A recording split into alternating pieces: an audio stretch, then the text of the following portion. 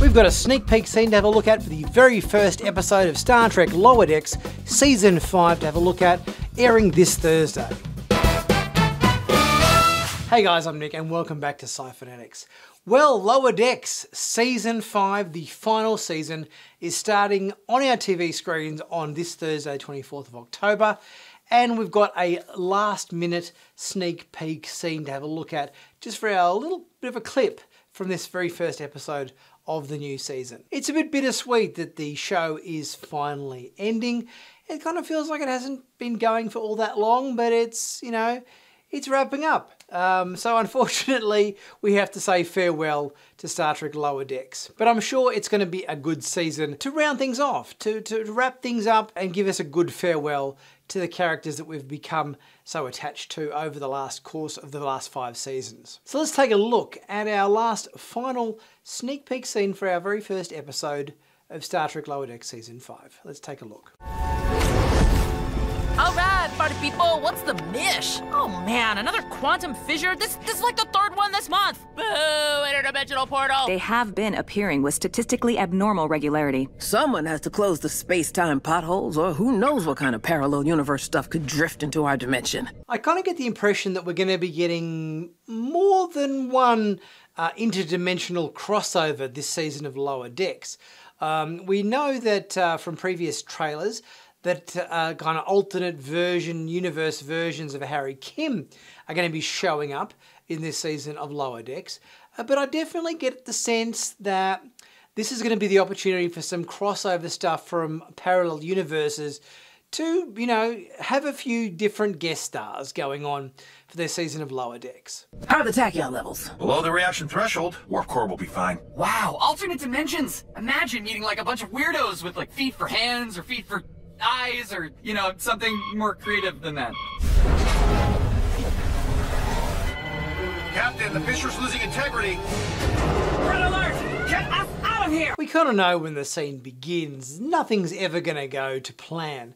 Nothing's ever going to be simple, and there's always going to be some sort of catastrophe ensuing with Lower Decks. It's part of the staple and part of the recipe that is our crew here on the Cerritos, where things don't go to plan, everything kind of gets messed up, and we've got to kind of work out how we're going to fix it. It's kind of the charm of this particular series. And let's face it, we kind of love it. We're caught in the gravitational wave! All crew, brace for impact!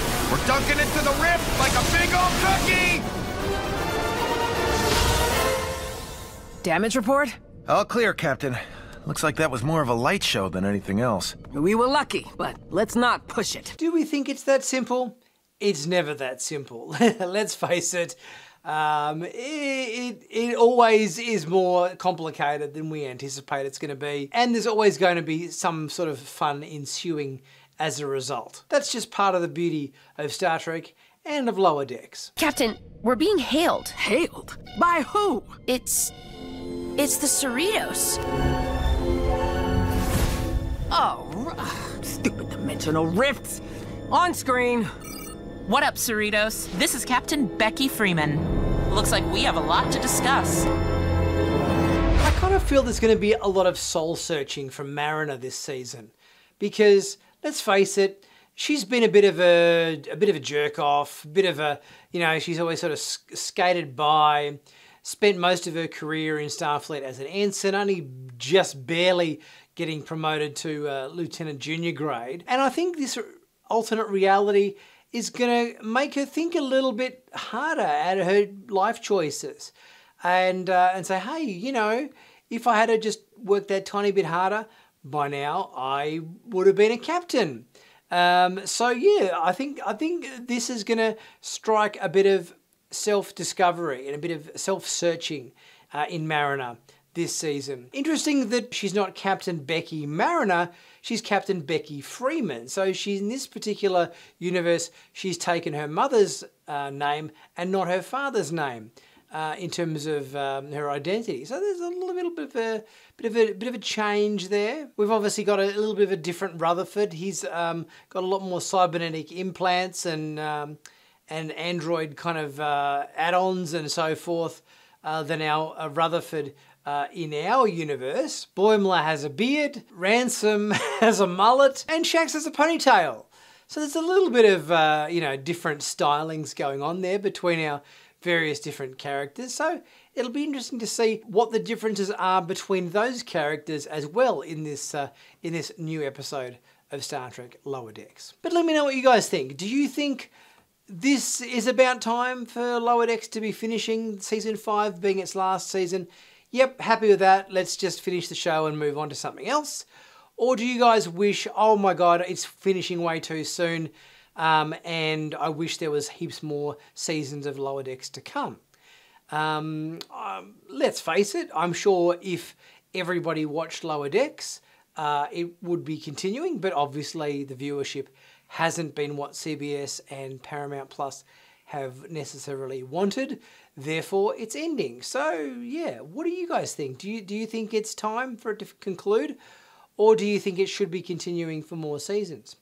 Let me know your thoughts in the comment section and we'll get chatting about that. If you haven't subscribed to Sci-Finatics yet, please be sure to do so. Click on that big subscribe button to stay current and up to date with all the latest Star Trek news on YouTube. And also be sure to check out my merch in the merch store. For one more day, you can pick up some cool t-shirts, hoodies, mugs, caps, stickers, coffee mugs, you name it, for 20% off. Be sure you jump on that sale before it ends on the 22nd, which is today. So yes, last chance to take advantage of that. I'll be catching you on Thursday for the very first episode of Lower Decks Season 5 to talk about, review and break down. I'll catch you guys then.